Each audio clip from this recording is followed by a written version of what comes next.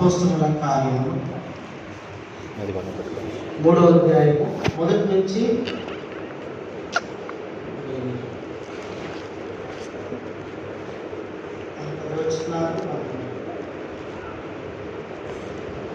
చదవడానికి సమయం లేదు కాబట్టి కొన్ని వచనాలు మాత్రం చదువుతాము.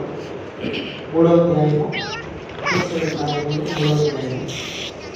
3వ వచనం నుంచి 3వ వచనం నుంచి 20 వచ్చాము. 20 వచ్చాము అందరం కలిసి స్పష్టంగా అందరం కలిసి 3వ వచనం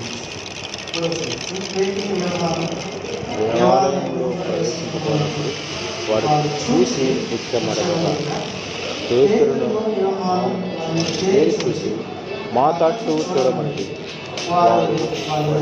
ఏమైనా జరుగుతుందని కనిపెట్టచ్చు వారి యందు లక్ష్యం అంతటి పేతురు ఇది బంగారం నా యొక్క లేవు నాకు కలిగినదే నీకు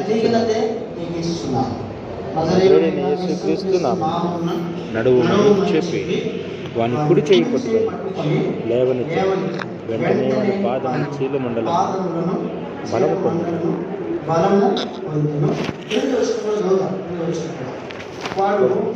లేచి నడుచుచు గంతులు వేయుచు దేవుని స్తుతించుచు వారితో దేవాలయములోనికి వెళ్ళెను.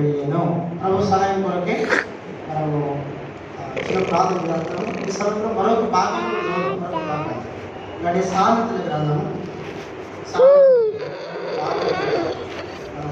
సామెతల గ్రంథము 18వ అధ్యాయం. సామెతల గ్రంథము 18వ అధ్యాయం 10వ వచనంలో కలిసి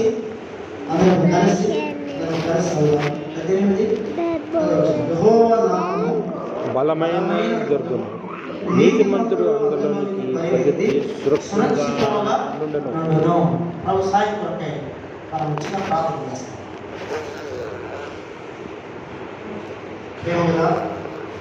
ప్రియమైన పరలోకమందున్న తండ్రి, క్రీస్తు ప్రభువు యొక్క అతి శ్రేష్టమైన నామములో మరోసారి నాటి పరిశుద్ధ పనుదినంలో మేము నివాస స్థలమైనటువంటి మరి బెత్లెహేము యొక్క ప్రార్థన నీ కృపా సింహాసనమున మేము సాగిలపడి తండ్రి మా హృదయపూర్వకమైన వందన స్తుతులు కృతజ్ఞతాస్తుతులు దేవా నీకు మేము చెల్లించుకుంటున్నాం. ఇంతవరకు కీర్తనలో ఈ యొక్క నామాన్ని మేము మహిమపరచాం. తిరిగి దేవుడు ఆత్మ కనుక ఆయనను ఆరాధించే అందరూ ఆత్మతోనూ సత్యముతోనూ ఆరాధించాలని మీరు కోరుచున్న దేవుడు కాబట్టి దయతో మీరు జ్ఞాపకం చేసుకుని మేము ప్రతి ఒక్కరూ కూడా ఆత్మతో సత్యముతో ఆరాధించడానికి దయ చూపించాలి. మీరు ఇచ్చిన శ్రేష్టమైన దైవ తండ్రి మరి వాటిని బాగా అనుకుంటున్నాను. నాతో మాట్లాడి నీ బిడ్డలుగా మేమందరం ఆత్మతో సత్యం ఆరాధించడానికి మీరు దయ చూపించాలి. నన్ను జ్ఞాపకం చేసుకోండి. మీ శిలో చాటున మరుగుపరచండి. మీ పాత్రగా పరముగా నిలవబెట్టి బిడ్డలకు అర్థమయ్యే రీతిలో బోధించగలిగే జ్ఞానం ప్రభావం నాకు దయచేయమని మహిమ ఘనత స్తుతి ప్రభావమును నీకే ఆరోపణ చేసుకోవచ్చు. యేసుక్రీస్తు ప్రభు వారి యొక్క అతి శ్రేష్టమైన నామములో ప్రార్థన చేసి స్తుతించి అడిగి వేడుచున్నాము తండ్రి. ఆమేన్. ఆమేన్.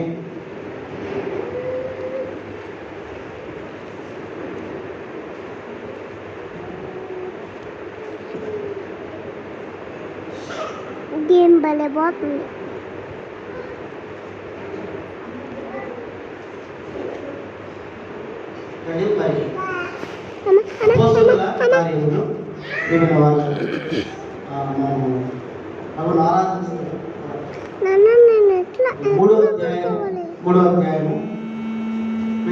మొదటి నుంచి 10 వచనాల వరకు చదువుకోవాలి. అయితే సమయం లేదు. దాన్ని బట్టి 3 నుంచి 8 వచనాల వరకు మనం చదువుకున్నాము. ఈ 3వ అధ్యాయంలో మనం చూసినట్లయితే పుట్టినది మొదలుకొని పుట్టినవాడైన ఒక మనుషుడు అక్కడ మోసుకొని పోబడిన మాటను మనం చూస్తాము. కాబట్టి మరి మొదటి నుంచి కూడా కొన్ని వచనాలు మనం చూడగలిగినట్లయితే పగలు 3 గంటలకు ప్రార్థన కాలమున పేతురును యోహానును దేవాలయమును ఎక్కి వెళుచుండగా పుట్టినది మొదలుకొని పుట్టినవాడే ఒక మనుషుడు మోసుకొని పోబడు చూడగాడు. కాబట్టి ఇక్కడ మనం గమనించాల్సింది ఏంటంటే, చూడండి మరి దేవాలయంలో చాలా సుందరంగా ఉంది. దేవాలయం లోన చాలా బాగుంది. కానీ దేవాలయం ముందు మాత్రము ఏం బాగలేదు. ఎందుకని ఏం బాగలేదంటే, అక్కడ పుట్టినది మొదలుకొని పుట్టినవాడైన ఒక మనుషుడు అక్కడ మోసుకొని పోబడుతున్న మాట మనం చూస్తాం. కాబట్టి పుట్టినది మొదలుకొని పిల్లల అంటే పుట్టుకతోనే వ్యక్తి ఎవరంట పుట్టినవాడు. ఈ వ్యక్తిని ప్రతి దినము కూడా దేవుని యొక్క మందిరము ముందు తీసుకొచ్చి కొంతమంది వ్యక్తులు మోసుకొని వచ్చి అక్కడ కూర్చోబెట్టేవాడు. అయితే ఆ వ్యక్తి అక్కడ విశ్రాంతి చేసేవాడు, అంటే అందరి దగ్గర అడుక్కునేవాడు. ఇప్పుడు అక్కడ 3 గంటల సమయంలో పేతురు యోహాను మరి ఇద్దరు ఏం చేస్తున్నారంటే దేవుని మందిరానికి ప్రార్థన చేస్తున్న దాని కొరకు దేవుని మందిరానికి వస్తూ వచ్చారు. దేవుని మందిరానికి వచ్చినప్పుడు ఈ వ్యక్తిని మీరు చూసినా మీరు గమనించాలి. సహజంగా అడుక్కునేవారు ఏం చేస్తారంటే మనుషుల వైపు చూస్తారు. అడుక్కునేవారు మనుషుల వైపు చూస్తారు. మనుషుల వైపు చూసి అయ్యా మాకు కొంత దానం చేయండి, అయ్యా మాకు కొంత సహాయం చేయండి అని చెప్పేసి వాళ్ళు అడుగుతారు. చూస్తారు. కానీ ఇక్కడ రివర్స్లో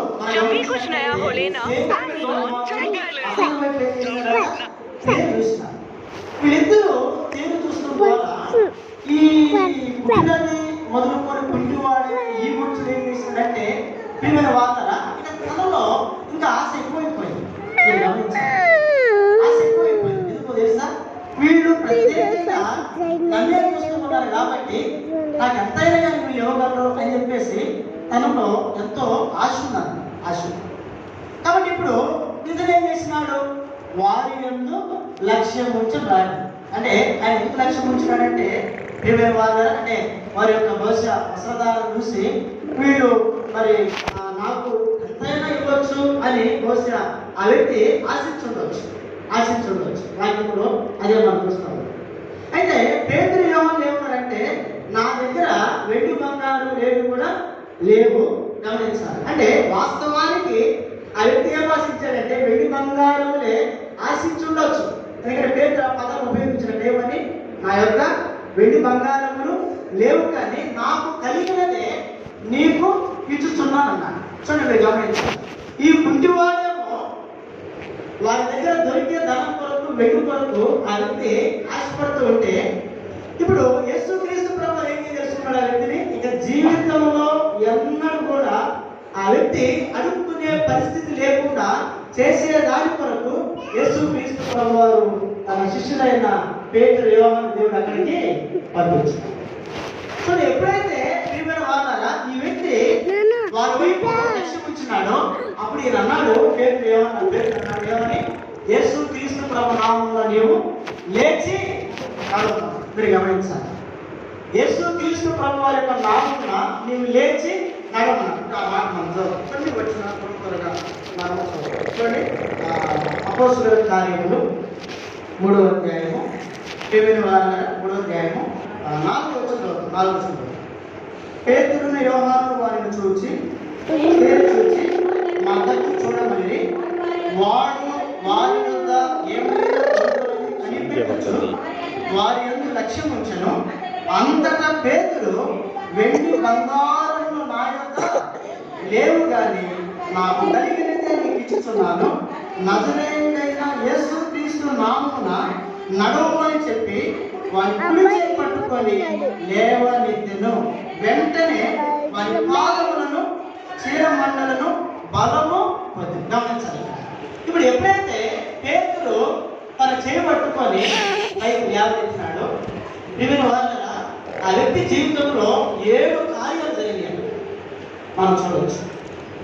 ఎన్ని కార్యాలంట? 7 కార్యాలు ఉన్నాయి అక్కడ.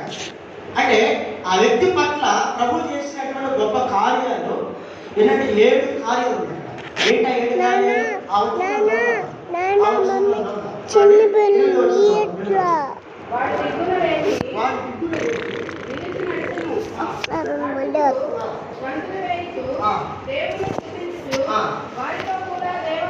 అమ్మ ఇక్కడ మీరు గమనించాలా?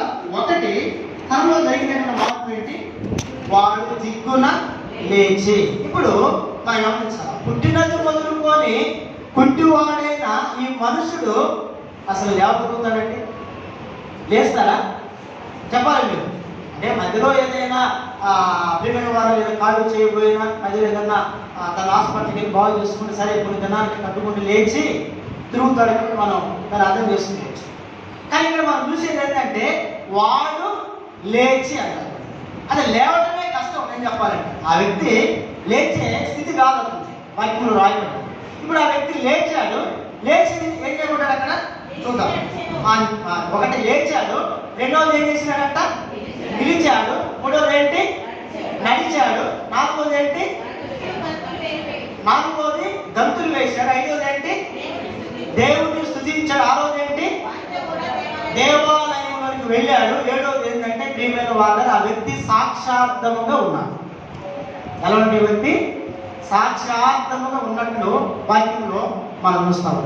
సరే, ఏది ఏమైనా ప్రియమైన వాళ్ళరా పుట్టినది మొదలుకొని ఒక మనుషుడు, ఈ వ్యక్తి ఎవరంటే కుంటివాడు, ఈ వ్యక్తిని దేవుడు అద్భుతంగా ఏం చేసినాడంటే ఆయన స్వస్థపరిచినాడు.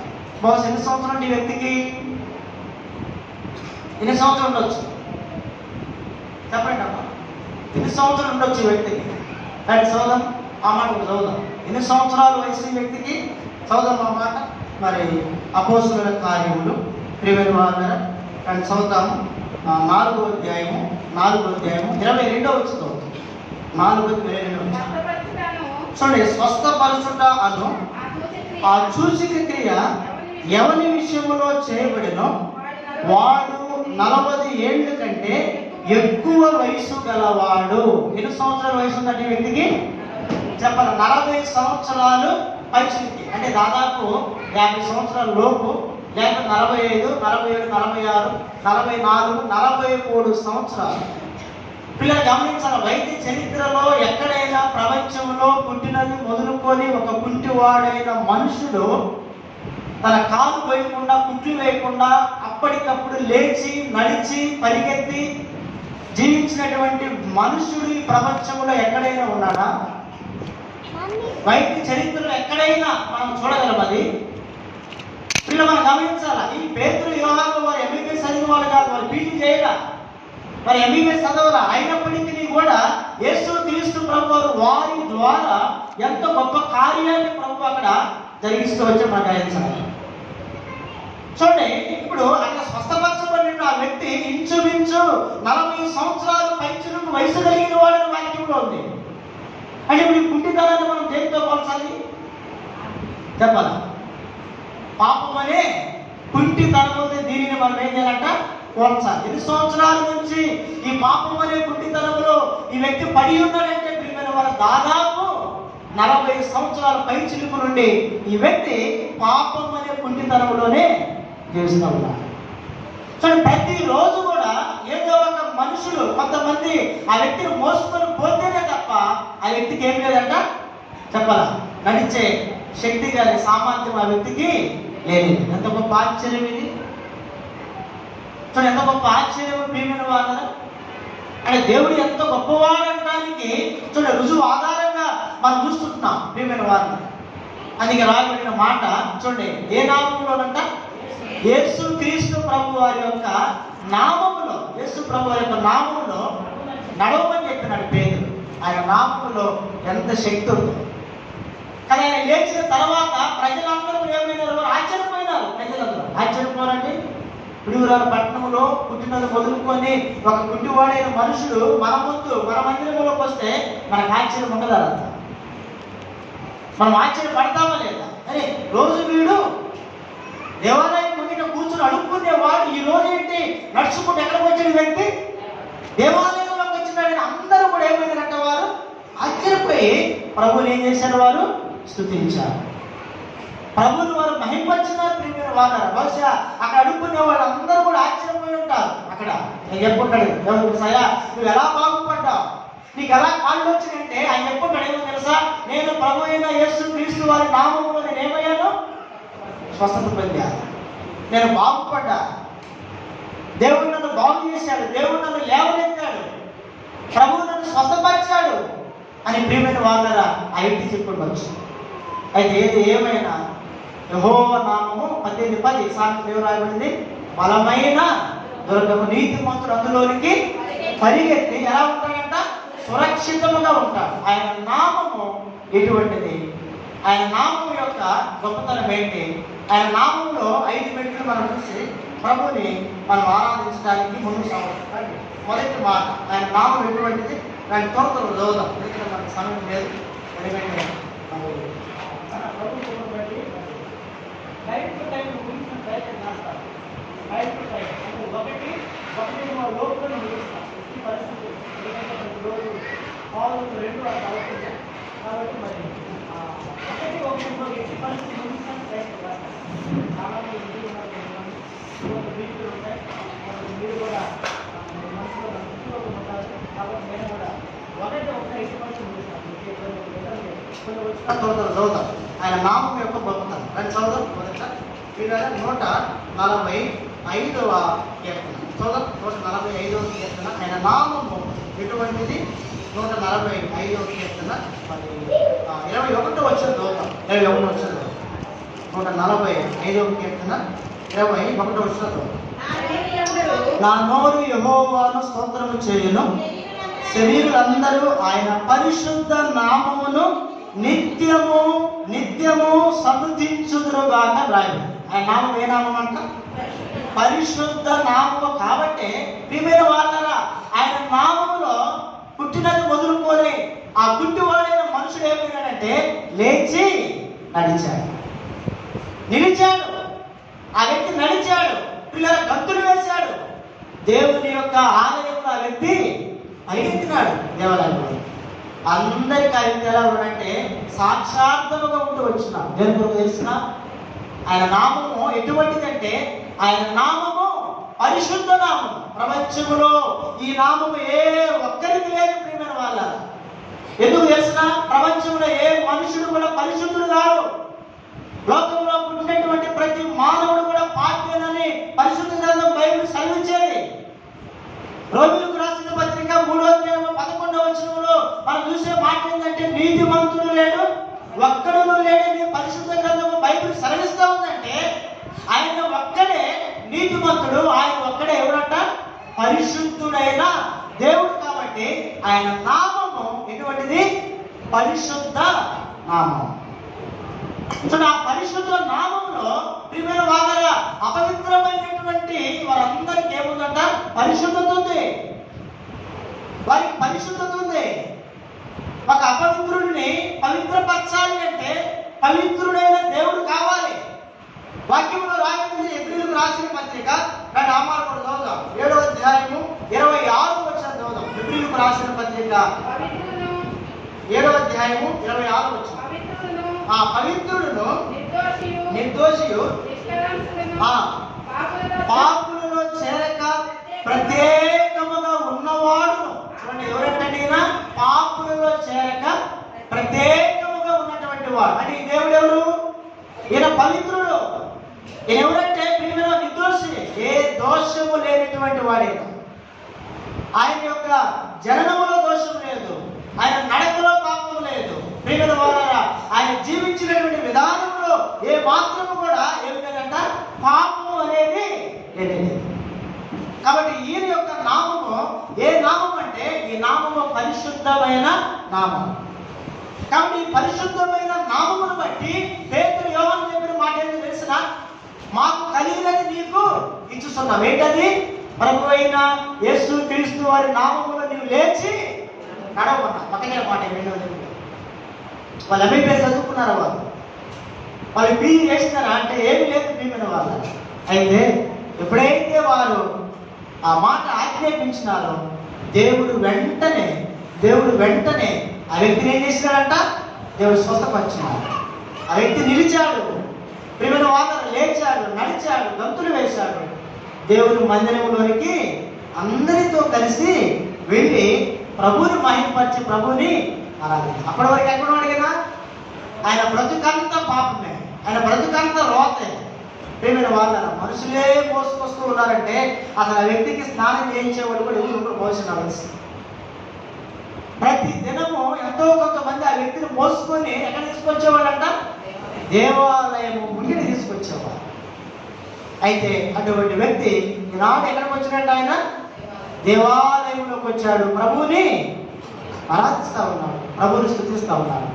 ఆయన నామములు, ఆయన నామం ఏ నామం మొదట చెప్పాలి? పరిశుద్ధ నామం. ఆ పరిశుద్ధ నామమే మనల్ని ఏం చేసింది చెప్పాల? మొదటి పేతురు 2:9 రాయబడింది కదా, పరిశుద్ధ జనముగా ప్రభు మనలను చేసింది. మనము ఎవరిమి? అపవిత్రులమే, మనలో పవిత్రత ఏమాత్రం లేదు. యేసు ప్రభు ఒక్కడే పవిత్రుడు, ఆయన ఒక్కడే ఎవడంట? పరిశుద్ధుడు.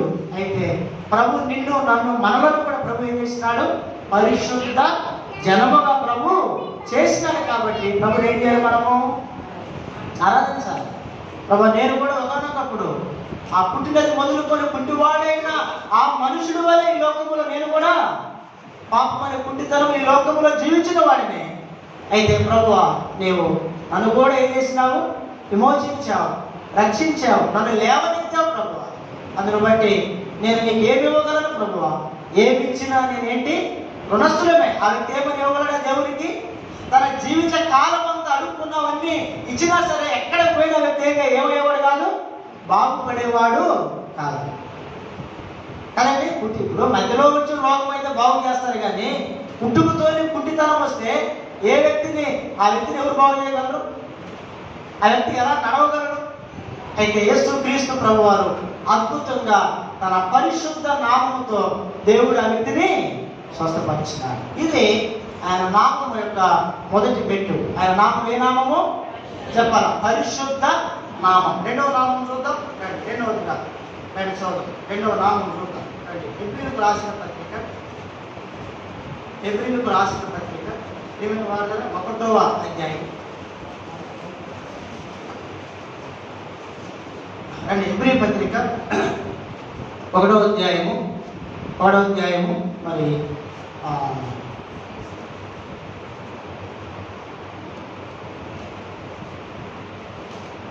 1వ అధ్యాయము. ఇప్పుడు నా మాట అంటే 3వ చదువుతాం. 3వ ఆయన దేవుని మహిమ యొక్క తేజస్సును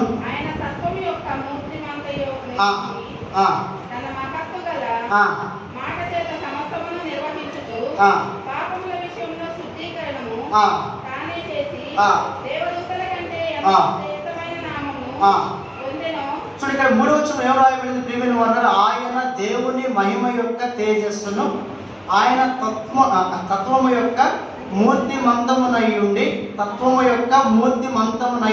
అనగా ఏంటి అర్థము? దేవుని స్వభావ స్వరూపము బల ప్రభావముల ద్వారా తన మాట అంటే వాడుక భాషలో తన యొక్క వాక్కు చేత సమస్తమును దేవుడు ఏం చేస్తున్నాడు? ఆయన నిర్వహించుచున్నటువంటి దేవుడు. గమనించాలి, సమస్తమును కూడా అంటే ఈ ప్రపంచంలో ఉన్నటువంటి ప్రతి దానిని కూడా నిర్వహిస్తున్న దేవుడు చెప్పాలా? ప్రభు అయిన యేసుక్రీస్తు. కాబట్టి రెండవదిగా ఆయన నామము ఏ నామం అంటే ఇక్కడ చివరిలో చూడండి రాయబడిన మాట చూడండి, ఎంతో దేవదూతల కంటే ఎంతో శ్రేష్టమైన నామము. ఆయన నామం ఏ నామం అంటే ప్రియమైన వాళ్ళరా, శ్రేష్టమైన నామం. ఎందుకు శ్రేష్టమైన నామము? ఈ ప్రపంచంలో ఎవరికైనా శ్రేష్టమైన నామం ఉందా అంటే ఎవరికి లేదు. ఎవరు నిర్వహించగలరా? సమస్తాన్ని నిర్వహించగలరా? దేవుడు ఒక్కడే ఈ సృష్టిలో ఉన్నటువంటి ప్రతి దానిని కూడా ప్రభు ఏం చేస్తున్నాడు? ఆయన నిర్వహించుచున్నటువంటి దేవుడిగా ఉన్నాడు. ఒక్క క్షణముగానే ఆయన నిర్వహించకుండా ఉంటే ఏమైపోయింది? సృష్టి అంతా చెప్పాలా? ఏమైపోయింది? తగలబడిపోయింది అంతా కదా. ఒకనొక ప్రాంతంలో అమెరికా దేశంలో మనం చూస్తూ ఉన్నాం కదా, కానీ మన రాష్ట్రంలో ప్రియమైన వాళ్ళ ఏం జరుగుతుందండి ఇప్పుడు ఈ మధ్యకాలం లేదంట అగ్ని ఆ పట్టణం మొత్తం ఆ సిటీ మొత్తాన్ని చక్కబెట్టేసి ఆ సిటీ మొత్తాన్ని తెలుసా దాని ఆత్మలో ఎవరు తరం కావట్లేదు. కొన్ని వేల మంది అక్కడ ప్రియమైన వాళ్ళ పనిచేస్తూ ఉన్నారు కానీ ఎవరు కూడా దాన్ని కాపలేకపోతున్నారు. అంటే దేవుడు అక్కడే సమస్తము ఆయన ఏం చేసేవాడు, నిర్వహించుతూ ఉండేవాడు. కాబట్టి రెండవది ఇక్కడ రాయబడినటువంటి మాట ఏంటంటే ఆయన నామం ఏ నామం అంటే శ్రేష్టమైన నామం. శ్రేష్టమైన నామం. ఈ శ్రేష్టమైన నామము కలిగినటువంటి దేవుడు ప్రియమైన వాళ్ళ మనకు కూడా ఆయన తన శ్రేష్టమైన నామాన్ని ప్రభు మనకు కూడా దయచేస్తున్నాడు. ఎట్లా మాట కానీ యాకోబు రాసిన పత్రిక 2వ అధ్యాయము, యాకోబు రాసిన పత్రిక 2వ అధ్యాయము ప్రియమైన వాళ్ళ 7వ వచనం చదువుతాం. 7వ వచనం మీరు గమనించాల, మీకు పెట్టబడిన శ్రేష్టమైన నామమును. ఇప్పుడు మనకి ఏ నామం పెట్టినాడు దేవుడు? ఆయన నామమే మనకు కూడా ప్రభు పెట్టినాడంట. ఏంటి ఆ నామము? శ్రేష్టమైన నామం. ఏంటి ఆ శ్రేష్టమైన నామము? దేవుని ప్రజలుగా పిలువబడటమే ఏ నామం అంటే అది శ్రేష్టమైన నామం. అవునా కదండి? అంటే వాస్తవంగా మనం ఒకప్పుడు దేవుని సంబంధులము కాదు, మనం అందరం కూడా ఎవరు అంటే దుష్టుని యొక్క సంబంధులమని యోహాను సువార్త 8వ అధ్యాయంలో యేసు క్రీస్తు ప్రభు వారు చాలా స్పష్టంగా మాట్లాడతారు. ప్రభు అంటే ఈ లోకంలో మనం ఎవరు అంటే దేవుని సంబంధంలో మనము అంటే దేవునికి దూరస్తులమే. మన పేర్లన్నీ వేరు వేరుగా ఉన్నాయి లోకంలో మనం జీవిస్తూ వచ్చినప్పుడు. ఈనాడు రక్షణ పొందిన తర్వాత యేసు క్రీస్తు ప్రభు వారు మనకి ఏమి ఇచ్చారంటే శ్రేష్టమైన నామము ప్రభు మనకి కూడా అనుకు. ఏంటో నామం అంటే ఆయన ప్రజలు, ఆయన ప్రజలు, ఆయన ప్రజలు, దేవుని ప్రజలనే శ్రేష్టమైన నామము యేసు క్రీస్తు ప్రభు నేను మనకైనా దయచేస్తున్నాడు. రెండవదిగా ఆయన నామము శ్రేష్టమైనది. అందుకే ఆ పుట్టినది మొదలుకొని కుంటువాడిన ఆ మనుషుడు వెంటనే దిగ్గును లేచినాడంట. ప్రియమైన వాళ్ళరా అతను బలం పొందుకున్నాడు. ఆ వ్యక్తి నడిచాడు, పరిగెత్తాడు, దేవాలయంలోకి పోయాడంటే ఎవరు నామాన్ని పడితే వారి నామాన్ని లే అని లేవుతాడా? చెప్పరేంటండి, చెప్పరేంటి? ఇప్పుడు జాగ్రత్త నామం లేవు అన్నాం అనుకోండి, లేవుతాడు ఆయన? లేవటం కాదు కదా చెప్ప. లేకపోతే రాజన్న నామం లేవు లేచి నడవబడి అన్నాం అనుకోండి, లేవుస్తాడు ఆయన? లేవడు. మనం గమనించాలా, ఆ వ్యక్తి లేచి నిలిచాడు అంటే, నిలబడ్డాడంటే, నడిచాడంటే, పరిగెత్తాడంటే యేసు క్రీస్తు ప్రభు వారి యొక్క పరిశుద్ధ నామము ద్వారా. రెండవదిగా ప్రియమైన వాళ్ళరా ఆయన శ్రేష్టమైన నామమును బట్టి ఆయన సమస్తము ఆయన నిర్వహించుతున్న దేవుడు కాబట్టి తనను కూడా ప్రభు ఏం చేసినట్టు ఆయన స్వస్థపరిచినాడు. ఇది రెండవ తలంపు, ప్రభువును మనం ఆరాధించడానికి. ప్రభువా ఈ నామం రెండవది ఏ నామము? శ్రేష్టమైన నామం. ఆ శ్రేష్టమైన నామాన్ని ఈనాడు మాకు కూడా నీవు అదే నామాన్ని ప్రభు ఇచ్చినాడు. ఆయన మాట అక్కడ ఆయన శ్రేష్టమైన నామాన్ని ప్రభు మనకి ఇచ్చినాడు. ఇది రెండవ నామం. కానీ మూడవ నామం చూద్దాం. ఆయన్ని మూడో నామం చూద్దాం. దేవుని వారు మూడో నామం చూద్దాం. కీర్తనల గ్రంథము 48వ కీర్తన 48వ కీర్తన మరి 10వ వచనం చదువుతాం సిస్టర్. దేవా నీ నామము ఎంతో గొప్పది. మూడోది ఏ నామం? ఈ నామము గొప్ప నామం కదా. మనం అనుకున్నాం కదా నీ పేరు గొప్ప, నా పేరు గొప్ప, మన పేరు గొప్ప అని. ఈ లోకంలో, ఈ ప్రపంచంలో అన్ని నామముల కంటే చెప్పరా హెచ్చైన పై నామం ఏ నామం అంట? ప్రభువైన యేసు క్రీస్తు వారి యొక్క నామము అని ఇక్కడ వాక్యంలో రాయబడింది. కాబట్టి ఆయన నామం ఏ నామం అంటే గొప్ప నామము. ప్రియమైన వాళ్ళ ఆ గొప్ప నామములోనే దేవుడు ఎన్నో గొప్ప కార్యాలు తన ప్రజలైన వారి కొరకు ప్రభు చేశాడు. ఏమి చేయలేదు ఆయన గొప్ప కార్యాలు నీ నామం మన కొరకంటే ప్రభు చేశాడు. ఎందుకంటే నిజంగా మనలోని ఈ రీతిగా ఈనాడు దేవుని యొక్క మందిరంలో, ఆయన సన్నిధిలో, ఆయన కృపా సింహాసనం ఎదుట మనం సాగిలపడి ప్రభువుని ఆరాధిస్తూ ఉన్నాము అంటే ఇది ఊరికే జరగల. ప్రియమైన వాళ్ళ మూడవదిగా ఆయన గొప్ప నామమును బట్టి మాత్రమే మనకి రక్షణ, విమోచన, పాప క్షమాపణ. ఈనాడు పరిశుద్ధ జనముగా మనము చేయబడ్డాం. ప్రభువుని స్తుతించి ఆరాధించే దాని కొరకు బెత్లెహేము ఎప్పుడన్నా ప్రార్థన మందిరములోనికి ప్రభు మనలను నడిపించినాడు అంటే ఆయన నామం ఏ నామం అంటే గొప్ప నామం అని వాక్యము మనకు ఎక్కడ ఎవరికి లేదు ఈ నామం. ఎవరికైనా ఉందా? ఆయన నామములో స్వస్థత ఉంది, ఆయన నామములో రక్షణ ఉంది, ఆయన నామములో ప్రియమైన వాదన దురాత్మలు కూడా ఏమవుతాయంట? పారిపోతాయి. యేసు క్రీస్తు ప్రభువారు నామం ఎక్కడ ఉంటే అక్కడ దురాత్మలు కూడా ఏమవుతాయి అంటే అవి పారిపోతాయి ప్రియమైన వాళ్ళు. అంటే బైబిల్ అంతట్లో కూడా ఆయన నామము అంత గొప్ప నామం, ఆయన నామం. అందుకే మూడవదిగా ఆ వ్యక్తి పుట్టినది మొదలుకొని పుట్టివాడు అంటే దాదాపు 45 సంవత్సరాలు ఉండొచ్చు ఆ వ్యక్తికి. 40 సంవత్సరాలు పైబడినటువంటి ఒక వ్యక్తి బాగుపడ్డాడంటే ఖచ్చితంగా మనం దాన్ని ఆలోచించాలి. ఏదో చదువుకోవడం కాదు, చదివి ఏదో అలా చేసేమని కాదు. మనం ఖచ్చితంగా దాన్ని మన గమనంలో ఉంచుకోవాలా. ఎంత గొప్ప కార్యక్రమం నువ్వు చేసాము. 40 సంవత్సరాలు పైచిలుకు పడిన వయసు కలిగిన ఒక వ్యక్తి పుట్టినది మొదలుకొని పుట్టివాడైన మనుషులు లేవటం ఏంటి అసలు ఆ వ్యక్తి నుంచోటం ఏంది, నడవటం ఏంది, ప్రభావ పరిగెత్తటం ఏంది, అది ఆశ్చర్యంగా కాదా మన కనులు పిల్లలు అన్నారు. కాబట్టి మూడవదిగా ఆయన యొక్క నామము ఎటువంటిదంటే ఆయన నామము గొప్ప నామం. ఎందుకు తెలుసా? ఆయన చూడండి ఒక మాట రాయబడింది అక్కడే, కీర్తన అక్కడే ఉంటుంది ఒక మాట చూద్దాం. అక్కడే ఉంటుంది కీర్తన గ్రంథము 40 లేకపోతే 135వ కీర్తనలో ఉంటుంది. 135వ కీర్తన ప్రియమైన వారు 13 వచ్చిన ఒక మాట. 135వ కీర్తన 13 వచ్చిన చూడండి. యెహోవా నీ నామము నిత్యము నిలుచును. అంటే ఎందుకు ఆయన నామం గొప్పదంటే ఆయన నామము ఎప్పుడు కూడా నిత్యము నిలుచుండేనా. చాలా నామాలు ఉన్నాయి ప్రపంచంలో. అన్ని నామాలు కూడా ప్రియమైన వాళ్ళ మనం చూసినట్లయితే కనుమరిగిపోయే నామం అన్నారు కదండి. ప్రభు అయిన యేసు క్రీస్తు వారి యొక్క నామమే నిత్యము నిలిచే నామం అని భక్తులు తెలియజేస్తారు. కాబట్టి ఒకటి ఆయన నామము పరిశుద్ధమైనది, రెండవది ఆయన నామము శ్రేష్టమైన నామము, మూడవది ఆయన నామం ఏ నామం అంట? గొప్ప నామము. 4వ నామం చూద్దాం రండి. కీర్తన గ్రంథము 54వ కీర్తన ప్రియమైన వారు 54వ కీర్తన 6వ చదువుతాం సిస్టర్. చూడండి 4వదిగా ఆయన నామం ఏ నామం అంటే అన్ని నామముల కంటే కూడా ఉత్తమమైన నామం.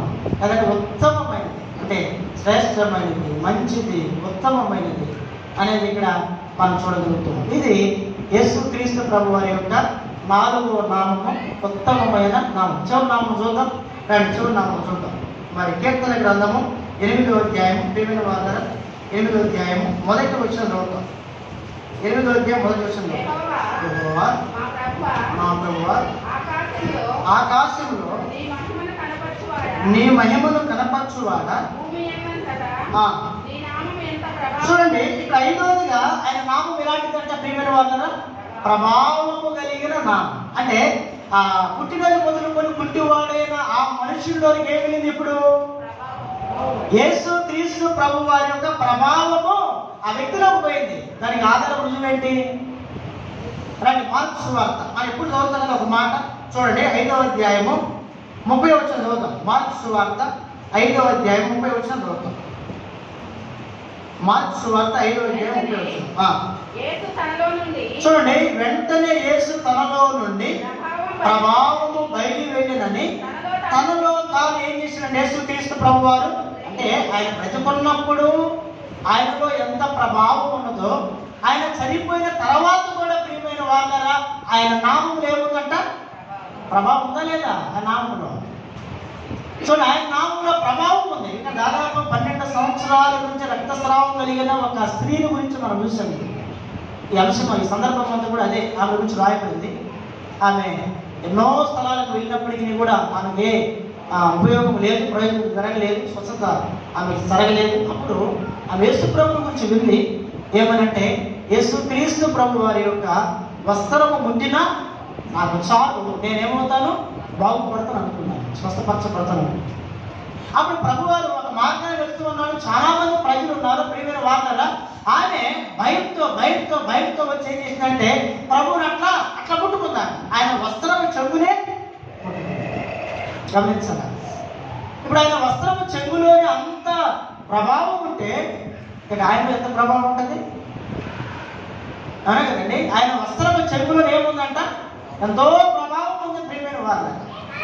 అయితే వెంటనే ఆమె యొక్క వ్యాధి, ఆమె బలహీనత అంతా కూడా పోయింది, ఆమె స్వస్థపరచబడింది. అప్పుడు ప్రభు అంటారు, నాలో నుండి ప్రభావం వెళ్ళిపోయింది.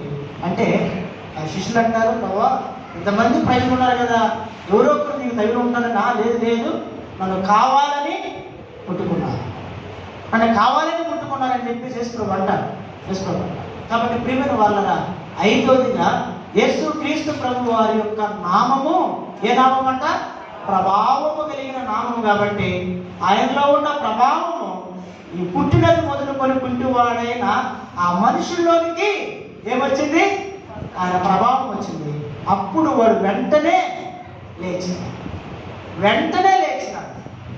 లేవటం మాత్రమే కాదు, నిలవబడ్డాడు. తెలుసుకుంటారండి. ఎవరైనా కాలు చెవి దిగిన వాళ్ళు మనం చూస్తాం కదా, అభిషేకం మనం తీసుకెళ్ళి పట్టు వేసిన తర్వాత మీరు ఒక 3-4 నెలలు బాగా బెడ్ రెస్ట్ ఉండాలి. మీరు లేవవద్దు, మీరు తిరగవద్దు, మీరు పట్టుకొని ఉండాలి చెబుతారు వాళ్ళు. పొరపాటున ఆ వ్యక్తి కానీ లేచాడు అనుకోండి, వారు ఆ వ్యక్తి ఏం చేయాలంటే నిలవబడలేడు, కూర్చోలేడు. మనం వస్తాం కదా నేను వాళ్ళ.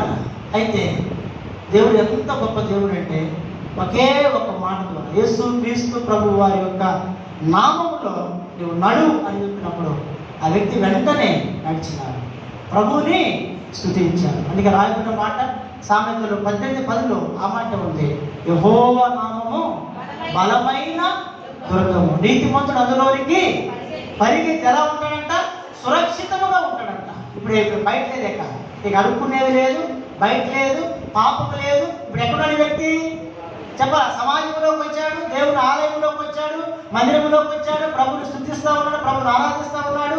నాకు తెలిసి ప్రభు ఎక్కడుంటే ఆ వ్యక్తి కూడా ప్రేమైన వాళ్ళు, అంటే ఆయన శిష్యులు ఎక్కడుంటే అక్కడే ఈయన కూడా ఉండేవాడు ఉన్నాడు. కాబట్టి ఇటువంటి అనుభవంలో ప్రభు బిడ్డలంగా మనం కూడా ప్రభుని ఏం చేయాలా, ఆరాధించాలి. ప్రభు నేను కూడా నా స్థితి కూడా ఒకనొకప్పుడు మరి ఆ మనుషుడు వలె ప్రభు నేను కూడా పాపములో పడి ఉన్న వాడినే. అయితే ఆ పాపము నుండి నీవు నన్ను ఏం చేసినావు, లేవనెత్తావు, నన్ను విడిపించావు, నన్ను రక్షించావు, ఈనాడు నీ సన్నిధిలోకి నడిపించావు. నీ ప్రజలైన వారితో కలిసి ప్రభు నేను స్తుతించి ఆరాధించే గొప్ప ధన్యత ప్రభు నీవు నాకు కలిగించినావు. దానికి నేను నీకు ఏమి ఇవ్వగలను ప్రభు, ఏమి ఇచ్చినా నేను రుణస్తులను ఏమి ఇవ్వలేము ప్రభు. అయితే ఆ వ్యక్తి ఏమి ఇవ్వాలి, అది ఇచ్చినాక ఏం చేసినాడు ఆ వ్యక్తి, ఇంటికి పోవాలా, బంధువుల దగ్గరికి వెళ్ళాలా, ప్రియమైన వాళ్ళ ఇంటికి వెళ్ళాలా, అందరూ చూడండి, నా సంగతి చూడండి, నేను ఎలా బాగున్నాను చూడండి అని చెప్పుకోవాలి ఎవరికి. ఆ వ్యక్తి నేను ఎక్కడికి వెళ్ళాడంట, దేవుని మందిరంలోకి వెళ్ళాడు. ప్రభుని మాత్రమే ఆ వ్యక్తి ఏం చేశాడంట, స్తుతించాడు, ఆరాధించాడు. అందరూ అయిపోతాడు. ఇప్పుడు ఏమో తెలుసా, ఇదిగో నాకు ఎలా స్వస్థ వస్తుంది తెలుసా అంటే, చెప్పు ఎలా వస్తుందంటే యేసు ప్రభు వారి యొక్క నామంలో వచ్చిన నామం.